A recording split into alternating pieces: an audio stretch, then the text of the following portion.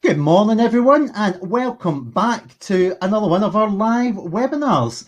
This time, it's something that I know that for many of you, you're quite passionate about it and have been affected by it.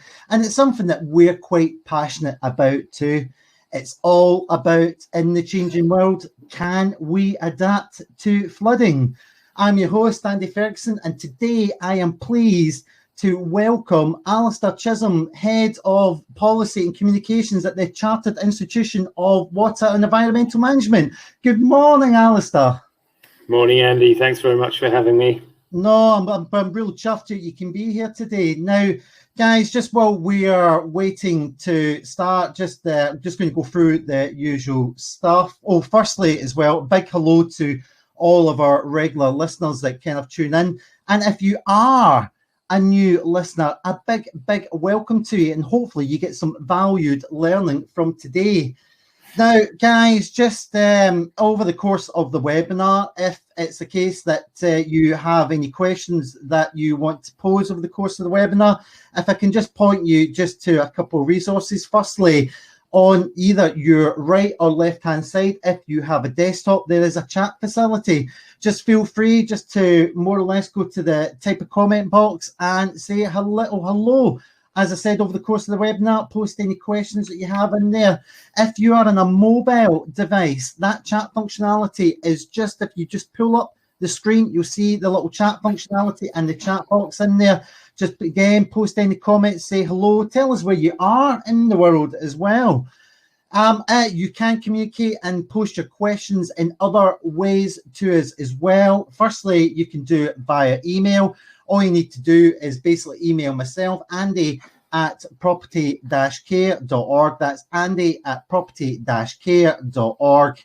Or alternatively, if you are so socially savvy, you can reach us via one of our social media channels. Just literally go to whatever social channel you want. For us, it's Twitter, LinkedIn, or Facebook. Use the native messenger tool in there and simply just rattle away your questions and I will pick them up from this side. Now, folks, just also say that it is 9 o'clock in the morning. There's always lots of people switching on their computers. I appreciate there's always a pull from internet resources. If it is the case that you do have any problems this morning, all I would ask is, I would ask if you can just refresh your screen. If there is any major issues of the webinar, I will kind of communicate that out. But also, if there's anyone that's listening and you see it in the chat that people are having problems, just mention to them as well, just to refresh the screen. 9 times out of 10, that resolves the issue. Now, guys, just while we've still got a bit of time, I just want to give a little shout out to an event that is coming up. It's a virtual flood mobile launch which is taking place on the 9th of March. And it's actually by the Oxcarm PFR Pathfinder project. Now, this is a virtual launch that's taking place, and I will post information about it within the chat, but it's effectively a pioneering adventure created and driven by people affected by flooding. It's going to be an interactive demonstration. It's done through a mobile vehicle packed with lots of practical flood resilient stuff, information packs, videos, etc. Flood Mary, I know you're on this call today. I will push out that link onto the chat just for everyone. I suppose, Alistair, we've got a couple of minutes to spare. Firstly, good sir, how are you this morning? I'm very good, thanks, Andy. Yeah, very well. And how are you coping with all the school stuff at home and having to juggle? Well, I suppose we don't have to do it for too much longer, having to juggle homeschooling. Roll on March, yeah. It'll make it a lot easier. But thankfully, mine are old enough so that they can guide themselves to a degree. And I think they're probably getting used to the online learning world far quicker than I did with the webinar world. So hopefully that has no bearing on things today. Oh, well, that's good to hear. Well, Alistair, I do have a bone to pick with you. Actually, I'm a little bit gutted. Normally, when we jump onto these little bits, our listeners will know I like to always do a little bit of online digging just to see if I can find some gossip. I have to say, you are the second guest that has come on, and you seem to be a saint in an online perspective. You obviously haven't been digging deep enough, Andy, is all I can say. There's probably skeletons there if you look hard enough. Yeah. Well, do you know, I did try, but I did pick up on something actually, which was quite interesting, and it's something that you mentioned in your profile. And I noticed that it was especially prevalent on Twitter. Twitter seems to be your thing from the looks of things. But you really, really are quite passionate about water management, adaptation and drainage systems. Do you know, it seems to be all over your feeds. I mean, I think to myself, your wife must love you at night time. She's pretty passionate about it herself, actually. So, yeah, we're a right laugh at parties, I have to say. And I noticed. I mean, I will touch on this in the talk. What's not to love about sustainable drainage systems? I will wax lyrical in due course. Well, I will let you whet our appetite during the webinar. I also noticed as well that you're actually quite into podcasts at the moment in time. You picked up on that. I was gonna plug that actually. Well, there you go, folks. I've stolen Alistair's thunder.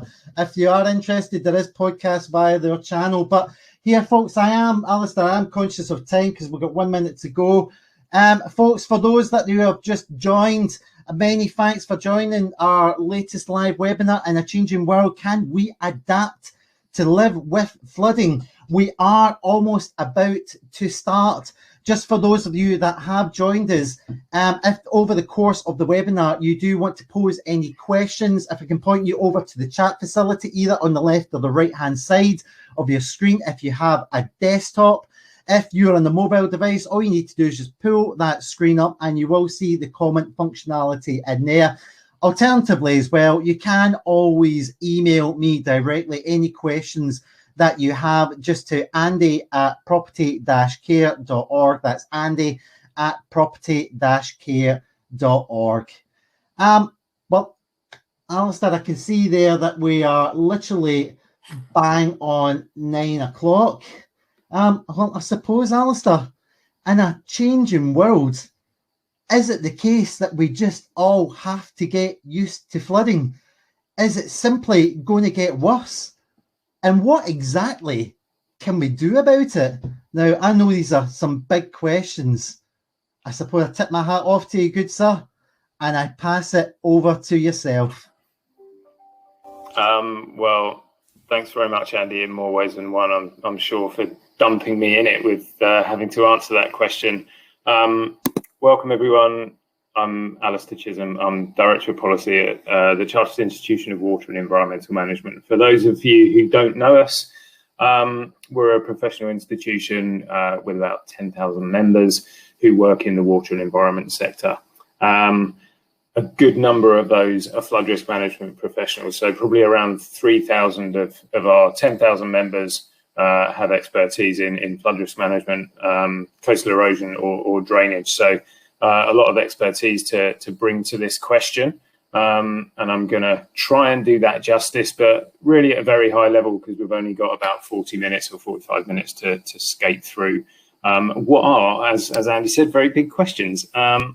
So in this talk, I'm going to give you a little bit of a background about flooding, why it is a very tricky issue to manage. And then in the context of this being a PCA webinar and property focused, going to dive a little deeper into a couple of issues which are a little bit more focused in on the development level. So sustainable drainage systems and property flood resilience and what those kind of techniques can bring to help us tackle the challenge of flood risk management. So very quickly in terms of flooding, flooding can occur in a vast range of different forms and potentially in combination. We can get flooding from the coast, associated with storm surges and storm action, wave action, tidal flooding. Obviously, with climate change, we're looking at sea level rise. And then there's the associated longer-term process of coastal erosion. We live on an island with a very, very dynamic coastline, and that's constantly shifting. It's not flooding itself, but it's an exacerbating and contributory factor to it.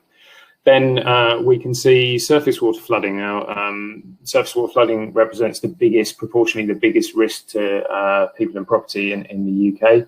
And it happens where we get very heavy rain, either on impermeable surfaces or on saturated ground, and that rain runs off the surface and into hollows and pools, and then it will flood potentially if it can't drain away quickly enough. Then we have the flooding that people see probably on the news the most and are most familiar with, the river flooding or fluvial flooding, which happens when you get prolonged rainfall across river catchments, and that rainfall drains off the land into the river systems, into the tributaries, downstream, and eventually is in such a volume that it exceeds the capacity of the channel, flows out onto the river floodplain. And unfortunately, floodplains are very good places for other reasons to build developments. And historically, we've built a lot of our towns and cities on floodplains around rivers, and that causes flood risk. We can also get flooding from groundwater, very, very simply, where the water table either is naturally quite close to the ground surface plane, or the ground is saturated and that water table rises up, and you can get groundwater flooding where it just literally rises up through the surface of the ground. There's about 200,000 people at risk of groundwater flooding in the UK. Other less common maybe sources of flooding, sewer flooding can happen as a kind of a consequence of some of these other forms of flooding. Surface water and river flooding often, particularly where we have historic combined sewer systems, where the surface water drainage drains into the sewer system, they can back up, possibly exacerbated where you have blockages, and unfortunately that's particularly nasty situation where water can come up through people's toilets and flood their homes. Other sources, much rarer, such as flooding can occur from failures in reservoir dams. We had a near miss with that a couple of years ago, but very thankfully rare due to the standards that we have around reservoirs. And really, flooding is a terrible experience for those people who are affected. It's very traumatic. Obviously, a lot of physical damage to property can be done, and associated financial expense with that. Typically, between 10,000 and 50,000 pounds damage is common in terms of the cost to get people's homes back into a livable condition. Quite commonly, the experience involves an awful lot of upheaval. There's the initial damage, the recovery, the drying out process, needing to move out. That process can take months and months, even stretching into years sometimes, before people can get properly back on their feet. I mentioned the financial aspect, but there's also a really profound mental health aspect to it as well. The experience can have really long-lasting impacts on people's well-being in terms of fear and anxiety associated with the potential that this event could happen again to them. So people get very concerned, very worried every time it rains, and fearful of whether or not they will have to move all their possessions, be impacted again. So really not a nice experience, but yet it's quite a frequent problem in this country, and that's not necessarily that surprising. We're an island on the edge of the Atlantic, slap bang in the face of the jet stream and the path of Atlantic storms that we particularly see in the winter, and we can get successions of these Atlantic weather systems that come across the country, saturate the ground, rain in our catchments, and depending on exactly where those weather systems move, it can affect anywhere in the country, really, from Shropshire to Gloucestershire to Lincolnshire, Yorkshire, Surrey to Somerset, and England, Wales, Scotland, Ireland. It's anywhere can be hit, and it happens really quite frequently because the typical weather that we see across our winters is wet and windy. So common problem for people, also quite a common problem for politicians, and it can be a bit of a political football, flooding, source of quite a lot of political angst. And really politicians historically have wanted to get rid of flooding as an issue as quickly as possible. And this has a negative bearing for the victims. A lot of the time they find themselves in the limelight all over the news during an event, but then when the floodwaters go down, they can very quickly feel forgotten about. And politically, once the floods go down, it can go off the radar. Now, I think given the increasing focus on climate change and the recognition that we are going to have to adapt to live with this problem, it is rising up the political agenda. And particularly recently, I don't think it was entirely a coincidence that during the last general election campaign, there was a major flood event, and fairly shortly afterwards, the capital expenditure announcement for the next period up to 2027, the sum committed by government on capital spending was 5.2 billion, doubled up from 2.6 the previous 5 years. So very much a political issue as well.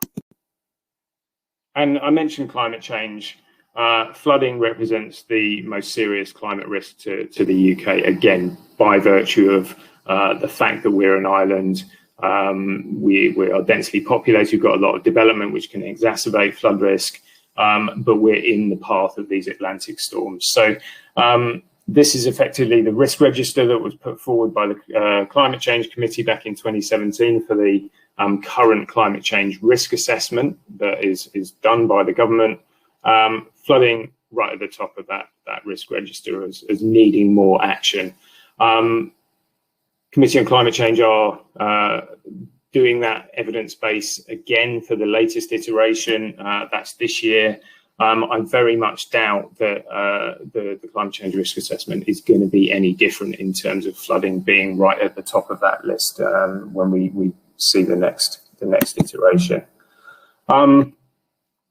And in terms of where we go with climate change and what climate change might mean, the Met Office had done a range of projections relating to climate change. The most recently was in 2018, so the UK climate projection is 2018. And those have looked back at past events, and they project forward as well for what we might be facing in future. And really what that whole process has shown is that winters have been getting wetter. The most recent decade has been 5% wetter than the period 1981 to 2010, and 12% wetter than between 1960 and 1990. Summers also have been getting wetter recently, although it's interesting that the projections for summer are going in the other direction. So the headline is that we are expected to see, or projected to see, warmer, wetter winters, hotter, drier summers. However, with those hotter, drier summers, we're also expected to see more intense rainfall when it happens. So much more tropical in feel, those convective storms. And those are a big factor when it comes to surface water flooding. So just to give you a little bit more of a feel for that, this is a plot of mean winter precipitation across the last century or so, and also out into the next century. And you can see that blue line, that mean increasing for winters going forward. But there's a lot of noise around that mean. And the other projection that is coming out is that the variation around that mean is going to get more pronounced as we go forward.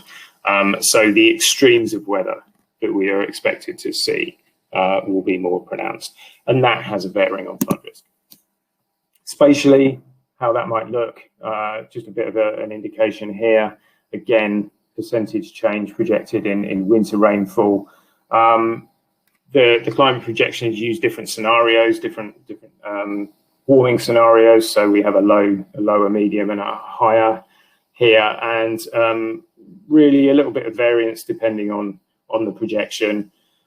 Clearly, the climate gods thought that it already rains enough in Scotland and the north, and are saying under the lowest scenario that maybe they might be afforded a little less winter rainfall. But generally, further south, the pattern is more rain in the winter. And of course, it's not just about rainfall. As I mentioned earlier, sea level rise is a factor too. And again, across those lower, medium, and higher warming projections. And at this point, it's probably worth noting that in terms of the nationally determined contributions that countries across the world have committed to at the moment, whilst we talk about keeping climate change below 2 degrees and as close to 1.5 degrees as we can, on the basis of those emissions reductions contributions, globally, we are heading for 3 to 4 degrees centigrade rise by the end of the century, which puts us firmly in the middle column of this table, which in terms of sea level rise, we're looking at somewhere between about 1/3 of a metre and getting on for a metre by the end of the century. And that's a big change to the rate of sea level rise that we've seen over the last century. Now, this whole concept of managing flood risk and building resilience is not something that is a new concept. It's been growing in terms of its prevalence and resonance, I guess, as an approach since the 2000 summer 2007 floods. Really big event at that time, a record-breaking wet summer in 2007. 55,000 people flooded. In Gloucestershire, particularly badly affected, something like 350,000 people without fresh water for up to 17 days, around 40,000 people without power, and 10,000 people stuck on the M5 because of flooding. It was one of the biggest civil emergencies the country's ever seen at that time. And unsurprisingly, as a result, there was a big review undertaken into it by Sir Michael Pitt, which reported in 2008 and made 92 recommendations, and very, very crudely summarising those, they called for improved flood warnings, a more consistent emergency response, greater resilience for our critical infrastructure, those drinking water treatment works, so road, rail, and so on, energy supplies, stronger leadership and clarity on where the responsibilities for managing flooding lie, and we'll get onto that. And also, and critically, I think in the context of this discussion, being more open around flood risk and building people's awareness of their flood risk. Too many people nowadays still do not appreciate that they are at risk of flooding. And then where there is that awareness, building the understanding of what people need to do when a flood event happens and what actions they can take to build their resilience. And so that message is really, really strong in current policy, and something that heads of the relevant agencies are being very vocal about. So Emma Howard-Boyd, Chair of the Environment Agency, for example, being very clear that the focus is not protection and defence. We cannot do that. It is about adaptation and resilience and minimising the risk as far as we can, but always acknowledging that that risk will always exist to a certain degree. And that's reflected in the most recent policy, central government policy statement on flood risk management, published last summer alongside a new strategy by the Environment Agency, as well as strategies coming out of the devolved nations. And again, crude headlines out of these documents. firstly, I mentioned that increase in capital spend, but a big program of upgrading and expanding defences, but also focusing in on managing that flow of water. Slowing the flow is a term that you might have heard, and it really is about trying to reduce the steepness of the flood curve, the wave, the peak of that flood peak. That's what does the damage, is the height of this pace at which floodwater will come down a catchment, and the more we can slow water down, store it at the surface, and give it a bit more time to drain away, the less damage it will do. One of the best ways we can do that is work with nature. And there's a big emphasis being put on the extensive opportunities that exist in terms of working with nature-based solutions. And then getting back into this public understanding of how people can be prepared for flooding, what actions they can take, what actions they need to undertake when a flood warning comes through, but what they can do before that to really be prepared. And to look at this very much more as a system and take a systems and a catchment-based approach.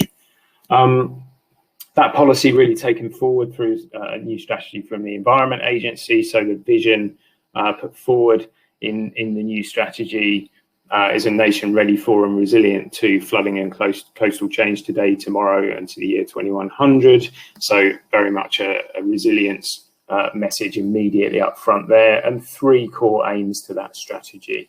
The first being to build climate resilient places, and very much the emphasis there is working with a wide range of stakeholders and partners that have an influence on flood risk, bringing those together to develop the most appropriate solutions to build resilience. When we take decisions over infrastructure that we might build in the future, making sure that climate resilience is absolutely front and center in the decision-making process associated with that. And then building that nation ready to respond and adapt to flooding. And again, that's that understanding piece. That's the tools and the enablers to help people to build their resilience. So in terms of how we do this, well, I mentioned there are a wide range of organisations involved, and that brings with it a whole load of complexity and potential for the different players to either collaborate really effectively and deliver really effective solutions, or potentially conflict each other or trip over each other. So in terms of the overview role and the central direction role, there's different government departments involved and government agencies, particularly the DEFRA family, including the Environment Agency and the Ministry of Housing, Communities and Local Government. Obviously, development has a very, very strong bearing on flood risk, both by virtue of its ability to exacerbate flood risk, and it's where people live as well.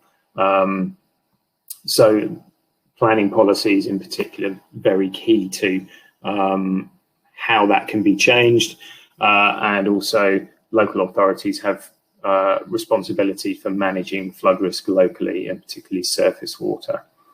So in the context of that planning, we have lead local flood authorities, which are county and unitary level authorities, and then the district councils have a role in that planning, as well as the government agencies, so the Environment Agency. And then when we come to delivery, there's even more parties involved, so those organisations, and then you can add into that mix internal drainage boards, water companies, reservoir owners and operators, highways authorities. A lot of drainage water comes off of highways, and the owners and operators of other major infrastructure.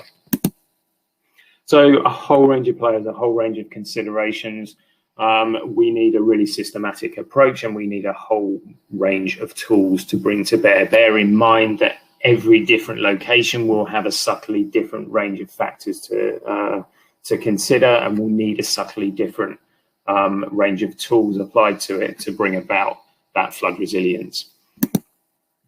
And what that looks like, I guess, in a catchment setting, is a wide range of interventions. And if you think about a river catchment, going from the real upper stretches of that, there's a whole range of interventions that you can take in the uplands, everything from tree planting or reforestation to peat bog restoration, offline storage, channel restoration, and then all of those actions, they might be small interventions in isolation, but the whole principle of this catchment systems approach is that those small interventions, small individual interventions come together collectively to have a larger impact when they all combine downstream, which is often where you get the urban areas where the impact of flooding is most pronounced.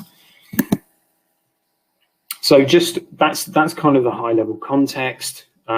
Just to dig into a couple of areas in a little bit more detail now. So I'm going to start with sustainable drainage systems, or SUDS, particularly useful for managing surface water. And as I said earlier, surface water flooding is the biggest single source of flood risk to people in the UK. Give or take, about 3 million people, properties at risk of surface water flooding. I think it's sort of 2.8 million is the more recent figure. And part of the problem here is that in many locations, particularly in big historic urban centres, we have combined sewer systems, which are systems where the surface water drainage system and the foul water drainage system, your sewage, ends up in the same pipe. And these were built a long time ago, when urban creep had not happened to this degree that it has now. Urban infill had not happened to the same degree that it has now. There were less hard surfaces in our urban environments, and therefore less load on the sewer, less water running off those surfaces associated with development. But the central sewer systems there are the same capacity as they were often quite some time ago, and so they're nearing their full capacity in certain locations. And this is a map from some work that was done in London a little while ago, showing how close to capacity, these are under normal conditions, sewer systems are. So when you get a storm event, that potentially causes surface water flooding, those systems can become overloaded. Now, SUDS are a fantastic way of reducing the amount of water that ends up going down into those combined systems. It slows the flow of water down, stores the water at the surface, and prevents it having to rush down into these combined drainage systems. For those of you not familiar with what SUDS systems look like, I mean, a SUDS system can be a tank, or it can be an oversized pipe, but the kind of SUDS that we at SciWEM advocate for are those which really use planting and nature to mimic nature and natural processes, natural solutions. And the advantage with these kind of structures is they deliver far wider benefits than just those relating to flood risk management. So you can take an intervention, you can build a structure that will have flood risk management benefit, but you can deliver a far wider range of benefits as well. So we're talking about things like green roofs, swales, detention basins, rain gardens, and these, not only do they provide flood risk management benefit, they look nice. They can filter the water that they store as it percolates away and clean it up.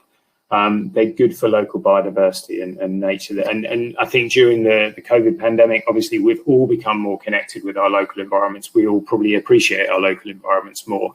And that placemaking role, the role of having green infrastructure in our urban settings, and the benefit that brings for health and well-being, I think we've never understood better.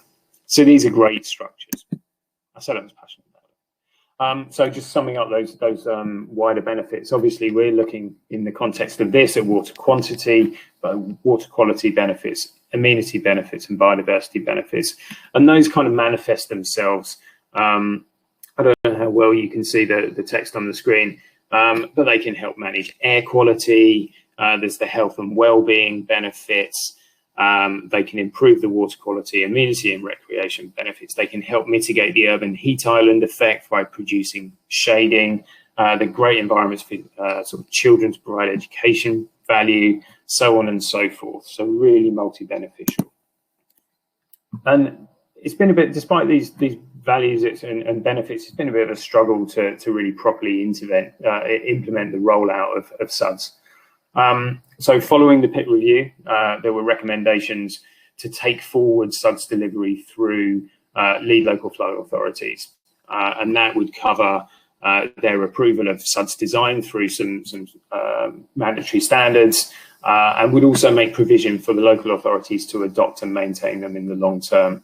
Now, after 2010, the coalition government we were in, the environment, the post-financial crash environment, and very much the political mentality then was anything that could be construed as a brake on economic growth and development was really something that needed to be trimmed back. And so the proposals which were put into the Flood and Water Management Act 2010 after the PIT review were never commenced. And instead it was the decision was taken to drive SUDS forward through the planning system. And basically a pretty weak statement was put out by the then housing minister saying that for major developments, SUDS should be implemented unless they could be demonstrated to be inappropriate. But there was very, very little required in terms of burden of proof for this inappropriateness, and it was generally on the grounds of cost or practicality. And as a result of that, we saw some SUDS systems being delivered, but very often, firstly, they were very much watered down compared to how they were included in planning proposals. They may not have had any requirements for adoption, and too often they were very badly designed in the first place. We've pushed hard for that picture to be changed, and gradually the planning guidelines have improved and they've become a little bit more prescriptive. They've included stronger components around maintenance requirements and their need to deliver things like multifunctional benefits, and they've slightly closed the loopholes around whether or not SUDS would be appropriate or not. But it's baby steps really compared to where we could be. But that said, in the latest round of planning reform and the planning white paper and the proposals for the National Model Design Code, which is open for consultation at the moment, they're starting to be depicted quite graphically. So really, people can get a stronger feel for the kind of contributions that they can make in terms of placemaking and delivery of these wider benefits. So things are moving slowly in the right direction, but I think the advances are really despite the system, not because of the system. And the standards associated with SUDS delivery, as I said, there were supposed to be mandatory standards that local authorities, lead local flood authorities would apply, and would be the basis upon which the decision for whether or not they would be adopted or not were taken. Those standards were quite comprehensive when they were drafted, but again, like the rules, they were trimmed back, and you can see from the graphic here, they don't extend much beyond 2 pages, and they deal only with that conveyance component, the flooding, the water quantity component. They do not deal with any kind of other wider multifunctionality. I'm pleased to say those are being reviewed at the moment, and I'm due on a webinar in half an hour's time to find out what the findings of that review are. There's some proposals for improving the standards, so fingers crossed on that front. In terms of the adoption prospects, as well as local authorities potentially being able to adopt, you get management companies, private management companies who could do it, but the other big group of organisations who potentially can adopt are water companies. Historically not particularly able to adopt many features because legally the features had to be defined as a sewer, but a couple of years ago guidance was reviewed, and that legal definition of a sewer was probably stretched about as far as it possibly could be to make it such that a range of SUDS structures could be legally interpreted as a sewer, and subject to them meeting certain standards, including in that guidance. Water companies are now able to adopt a far wider range of SUDS features, but not all. So they will not adopt green roofs, for example, or permeable paving.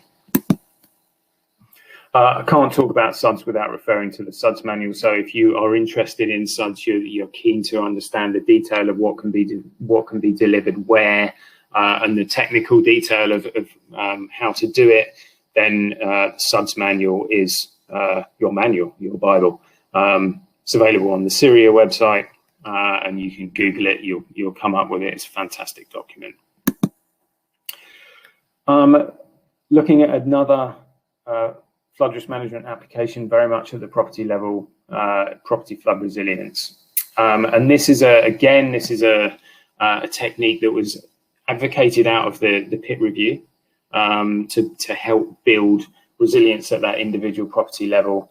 And it consists of really two main components of interventions. So a range of barriers, so things like flood doors, non-return valves, air brick covers, waterproofing to the physical structure, that are what we call resistance measures. So they are designed to hold back the water, not let it penetrate the building, maybe not indefinitely, and they will be subject to the depth of flood water, but at the very least they should be able to buy the occupants some time to be able to move their possessions and implement their flood plan effectively, to mitigate the damage that is likely to occur as a result of a flood.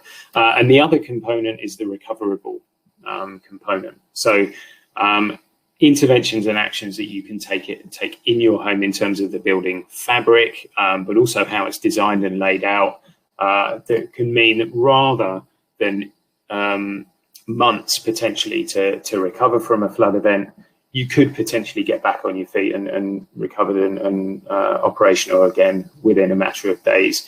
So there's this hierarchy of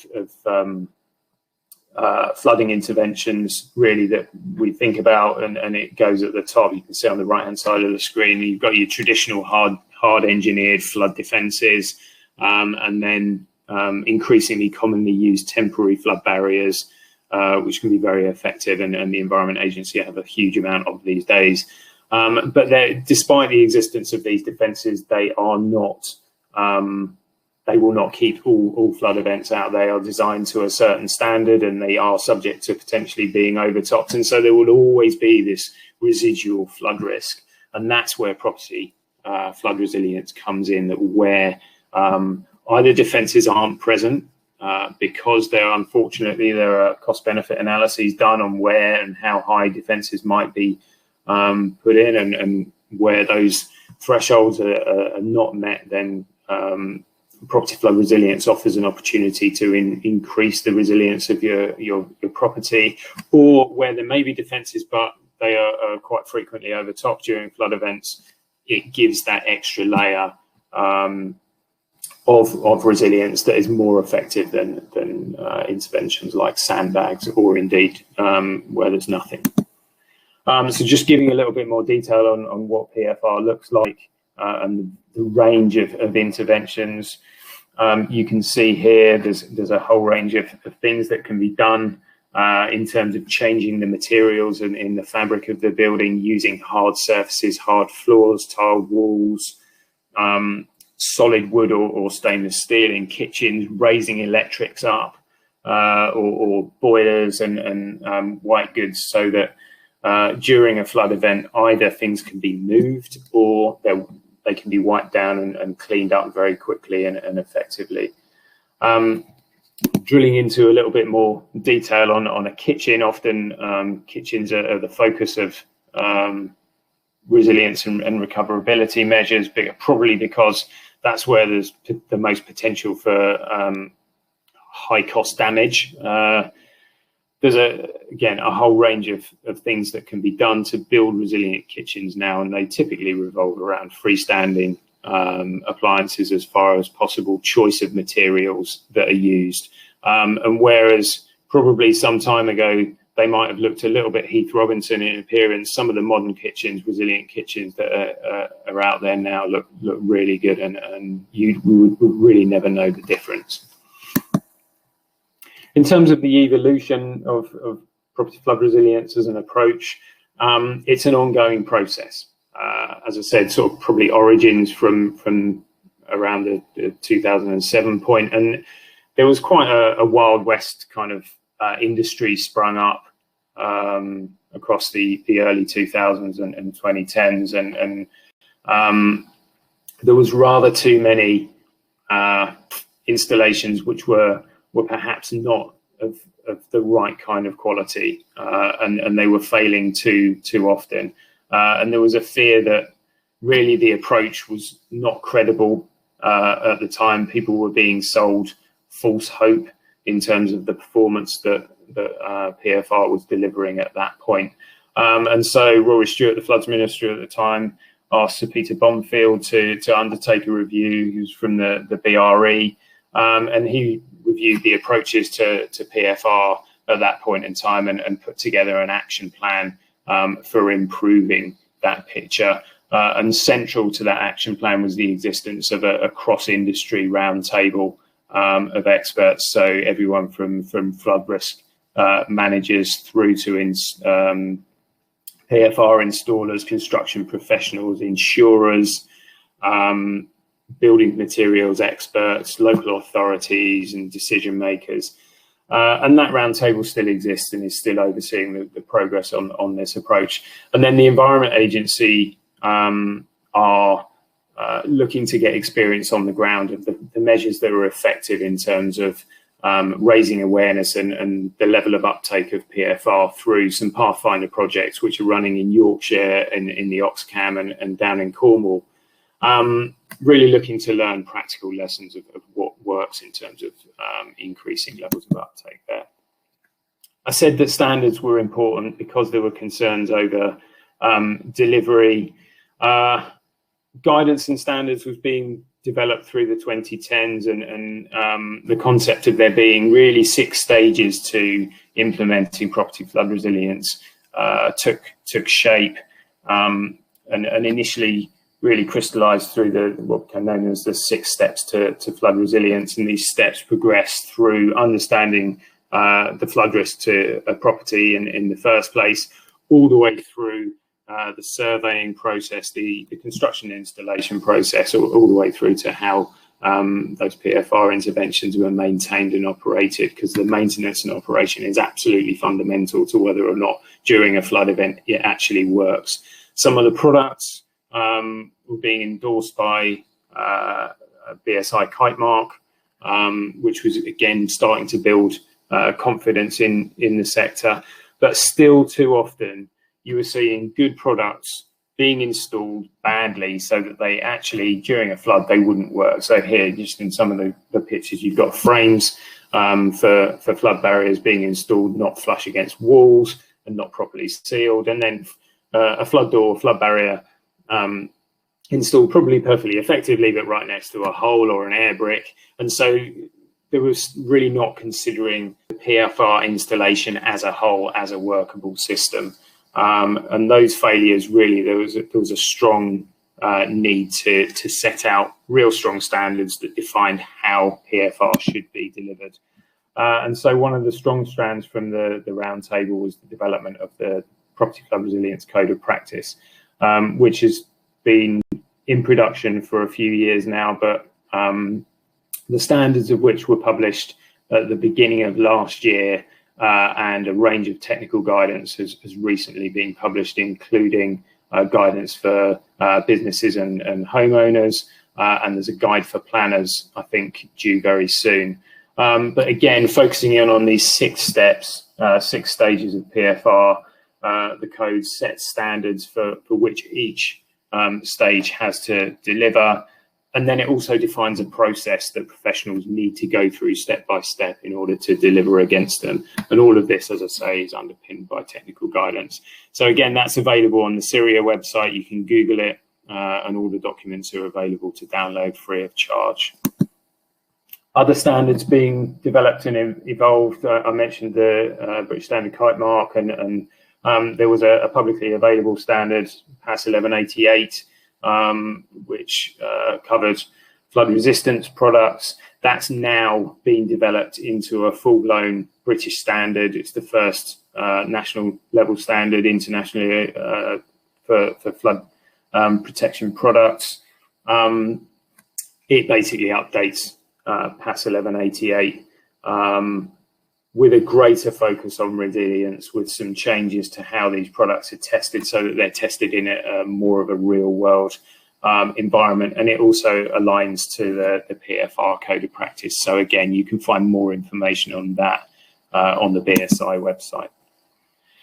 So this is all great. We're getting improved standards, but that's really just the start of a process that ultimately what we want to lead to is better outcomes for homeowners. And a key part of that is the ability of people to access affordable insurance for their properties.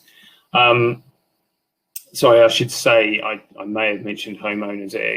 This applies equally to business operators and business owners.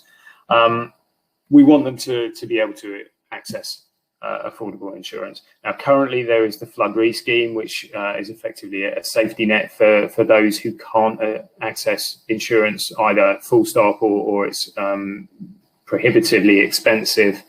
But that's a time limited scheme, and it runs out, I think it's 2039, after which point insurance pricing is back to the open market. And it's really, really important that as that flood retransition happens, that the existence of resilience measures that are applied to homes is able to be priced into those premiums. So the start of that is the code of practice and the standards, but as I said, many other steps, and we're, as an organisation, as CIWEM, involved in delivering a number of the others steps in that whole chain that will ultimately, hopefully, lead to that really resilient, insurable picture. So we need an industry where there's accessible training of good quality that will help people get up to speed with the requirements of the code of practice. And then that needs to be recognised. So very much in the same way that gas engineers are recognised by GasSafe, or electricians by NICEIC, get some certification for those professionals to say that they have the right skill sets. They've been trained, they can demonstrate that they are familiar with the code and are able to apply it. That should then translate through to more compliant and well-maintained installations. The aim is that should potentially then generate some kind of flood performance certificate, very much in the same vein as an energy performance certificate, that will give a property a score. And then that, if we can provide a robust audit trail that can provide all of the requisite evidence that has all happened, we can then provide that evidence to insurers and other end users, such as homeowners who might want some reassurance that a property has got all the robust provisions in place, but also maybe mortgage lenders as well. And so that's still transition through to when Flood Re ends. And we're doing some work on that audit trail at the moment, which is quite exciting, over the course of 2021, which we call the Flood Compliance Platform. And it is basically a big database of properties and a platform that will guide the relevant professionals step by step through a process of implementing the requirements of the PFR code of practice and recording all the evidence in a single place that can then be accessed by those end users in a really robust way. So it exists in a beta form at the moment. It's being tested by some surveyors at the moment. We're hoping to test it through a couple of EA framework schemes, and the different components to it will come on stream across the year, and we'll be refining it. So we're hopeful that we'll be able to launch around the end of the year or into next year. But this is really the intention, is that this is a tool that will tie all of these components together. So final slide, looked at a few different things. In a changing world, can we adapt to live with flooding? I think there are many reasons to be optimistic about this. climate change and adaptation have never been higher up the political agenda. I think it's fair to say that we in the UK are hosting COP26 at the end of the year. Things like initiatives like the Race to Resilience are really gaining prominence.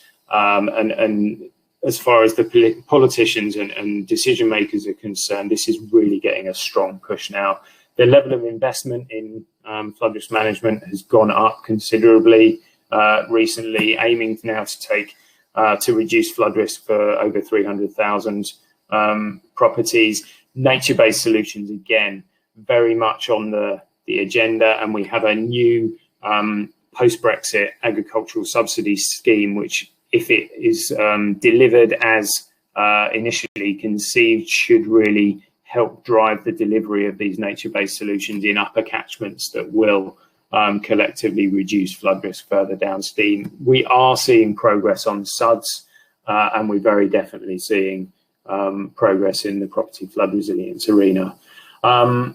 Reasons, I wouldn't say reasons to be fearful, but I think reasons why we need to be very committed and determined. We need to get real about where we are in terms of climate change and those projections. Just talking about 2 degrees or 1.5 degrees isn't going to make it happen. And yeah, sure, in the UK, we've got big ambitions in terms of net zero, but at the moment, we're on course for 3 to 4 degrees, and that has a big bearing on the extent of flood risk that we're facing in coming decades. And flooding is a really complicated issue. It's a wicked problem. There are a wide range of actors. There are a wide range of considerations and factors that really need to align to deliver solutions most effectively. And it's those solutions, it's those situations that are the most difficult to really deliver consistently against in the best way possible. So that's just going to be an ongoing challenge. But fundamentally, given what we face, we have no choice. We have to adapt to live with it. We will. It's the question is, how painful will that be along the way? So thanks for listening. Oh, and actually, before I finish, Andy kindly plugged the Floodmobile launch at the beginning of the webinar. Some of you may not have joined by that point, but 9th of March, 12 till 12:45. I think Andy was going to put the link in the chat. And I can't talk about flooding without mentioning Flood and Coast 2021. It's going to be running from the 28th of June to the 1st of July. I think launching next week in terms of its program. So got a great program. Do keep a lookout. So thank you. Oh, well, Alistair, you just caught me off the cuff there. I was just copying some questions across, but many thanks for that presentation. Folks, just to kind of let you know that if you do have any questions that you want to pose to Alistair, now is the time. Alistair, I have to say, just in the presentation, I had no idea how complex and how many hoops you have to actually jump through when it comes to flood policy in terms of your overview, planning and delivery. But I'll tell you this, the one thing I really liked, though, was when it does come to flood management, you mentioned about one of the best ways that we can deal with this is using nature. And I really thought that when it came to your SUDS for the sustained drainage systems, I love that idea of like rain gardens. It looked very pretty in the street and it just looked very aesthetically pleasing. But I do disagree with you in one point, and this is maybe my selfishness from being up in Scotland, where typically when it comes to the colour of our skin, we go from blue to white to a light pancake brown, which is the hotter, drier summers. I'm quite liking that idea up here. Now, I know I'm being flippant, folks. My apologies.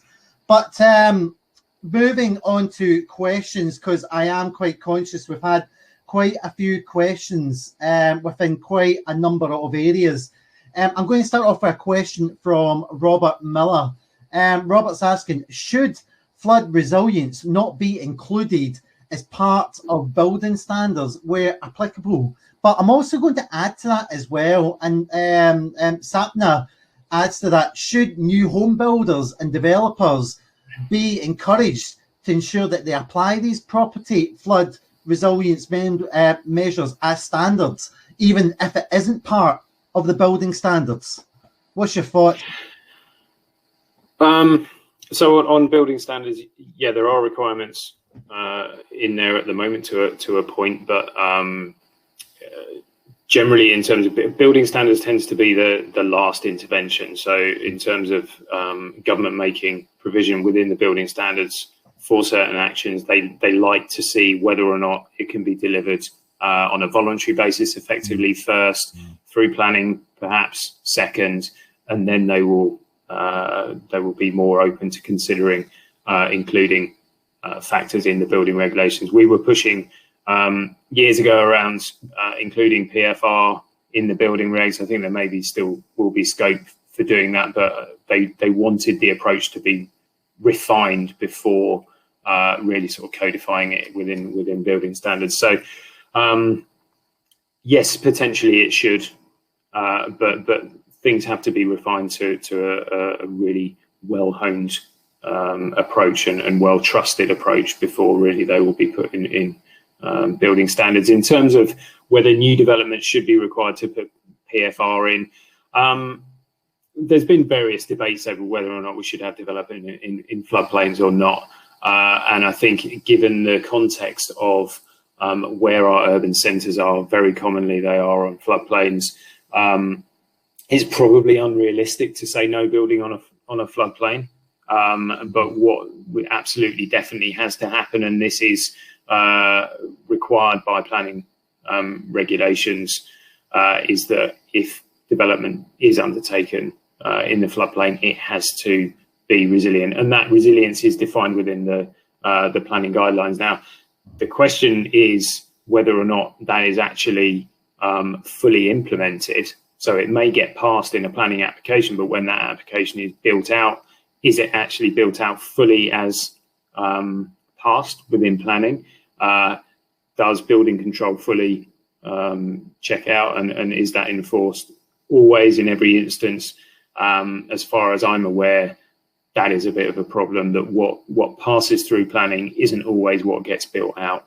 And yeah, we probably, and that is something that came up in the recent planning white paper, is that there maybe needs to be more resource put into building control and enforcing planning requirements. So yeah, it's an important consideration. Okay. Well, yeah, next question. And Alistair, I'm just going to kind of throw out there that if possible, just because I'm conscious of the amount of questions we've got and time we've got, if you can try and keep it short. Next question comes from David White. He's asking, how realistic is the prospect of property flood certificates being included in the home buyers reports? Now, I know it's a bit of a finger in the air because you don't necessarily know everything, but yeah, any guidance? I think one day, yeah, it probably is. There's a definite ambition to have flood performance certificates, and I think unless we can properly track, record, score the interventions, then that ultimate end goal of insurers and end users being able to pick up the audit trail, there needs to be somewhere in that process. There needs to be a certificate. Now, that is very embryonic at the moment in terms of its development, but there's a lot of support from the likes of Flood Re to making it happen. So I can imagine it will take a few years still until we arrive in that sort of scenario, but yes, hopefully we will. Well, here I've got a couple of questions that are kind of navigating around insurance kind of areas. I normally like to kind of stay away from the insurance side because I think you can dig a hole for yourself, but I think just with the amount of questions, I just might quickly throw some stuff at you. But Felicity's asking, are we not opening ourselves up to liability if measures in flood resilience doesn't work? Are we just basically just carving a hole and digging a bigger hole for ourselves? Yeah, there is an awful lot of potential to dig a hole for myself here. Yes, is the answer to that. There is potential for liability, and that's something, that is why standards and professional competence are so important.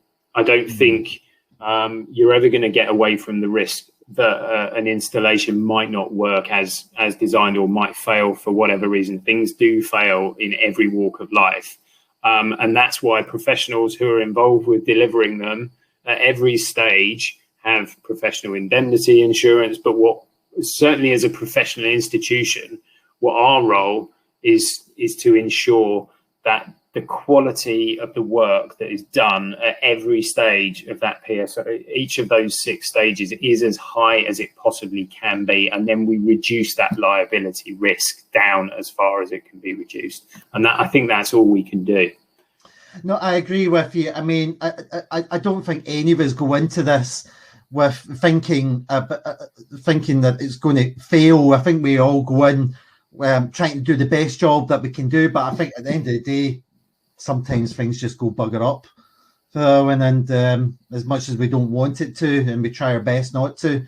And I do hear you there. Yeah, Alistair, again, I'm just kind of rushing on here now. We've actually had 3 questions put in different ways just towards us, but I'm going to use Namrata. Namrata, I apologise here, I can't pronounce your surname. But should the insurance industry take more responsibility with regards to providing better incentives to those taking up resilience measures to motivate us? What's your thoughts?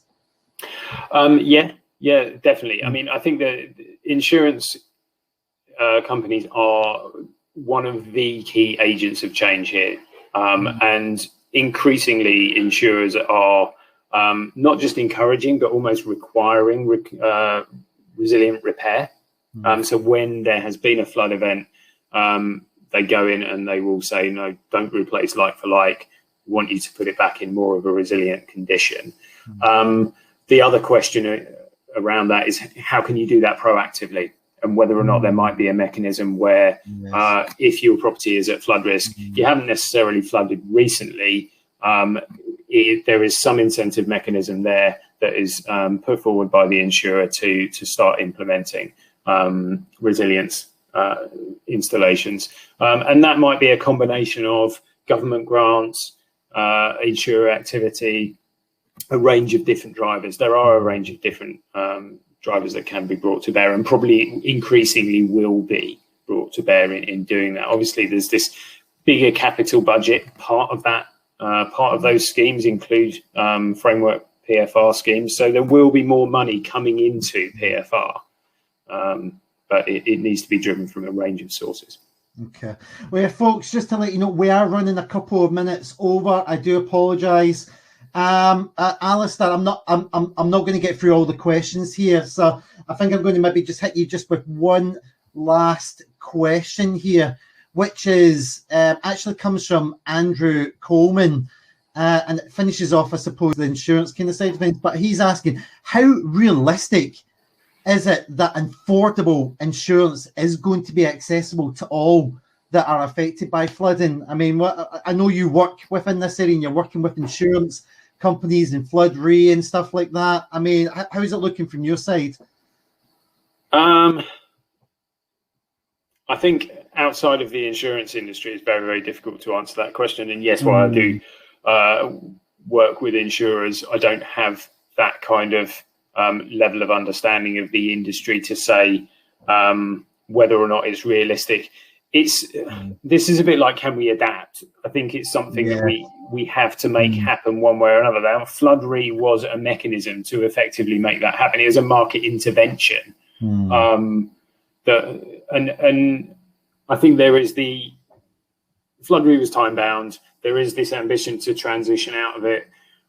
I can't say whether in 2039, 2040, whenever it is, whether that will definitely happen, or whether maybe we'll be at a halfway house and there might need to be some other instrument that, acts to drive it. We really cannot be in a situation where people cannot afford to insure their homes. I mean, the alternative to that is that people ultimately will lose them. And really in modern society, that is not something that is particularly sustainable politically. So, it's a tricky one. No, absolutely. And I know certainly some of my colleagues have recently been affected by flooding as well. And it's the first I've come across individuals as well that really have been affected with it. So, it's this horrible experience, and for people not to be able to get insurance and help to be able to cover that, and especially affordable insurance, it's the more we can do towards making that better, I think the better for everyone. But here, folks, just to let you know, I do have a good few questions that we're not being able to hit, but I'm going. I'll ask Alistair, if possible, that he can get back to you. I'll forward on the questions to him, and if he does get back to you, then fantastic. Guys, just to kind of let you know that if you are looking for additional information, Alistair actually did a brilliant job earlier on in kind of highlighting a lot of other areas that you can go and find out some additional information. But there is some guidance up there as well. There is some guidance within the Property Care Association. Go to our flood document library. You can certainly go to the CIWEM as well. They've got a publications library where you can see journals, guides, podcasting, etc. And there was a whole stack of information that you heard Alistair mention as well. I just want to throw into like the Mary Donahoe or Flood Mary, as many of you might know her as, has a really good e-magazine on property flood resilience case studies. I'll share that link in the recap tomorrow when I post out about the replay video. If you are looking to learn a wee bit more, there is places that you can go. Certainly at the PC, we do have a property flood resilience training. I will say that there is a waiting list for that at the moment. So if you are keen on it, make sure you get in touch. Alistair at the CIWM as well also has a variety of training courses there. And as you heard Alistair mention earlier on, the virtual flood mobile launch is taking place very soon. It's taking place on the 9th of March. It's driven by the Oxcam PFR Pathfinder project. You heard me mention it earlier on. You heard Alistair mention it earlier on. I stuck the link in the show chat. So definitely, I would encourage everyone to jump onto that and check it out. Just to let you know, next webinar is going to be on the 25th of March. I haven't got it up yet, but just so you're aware, we are moving on to the subject of building ventilation. Again, 25th of March, I should have that open for registration next week, and I'll email everyone just to let you know.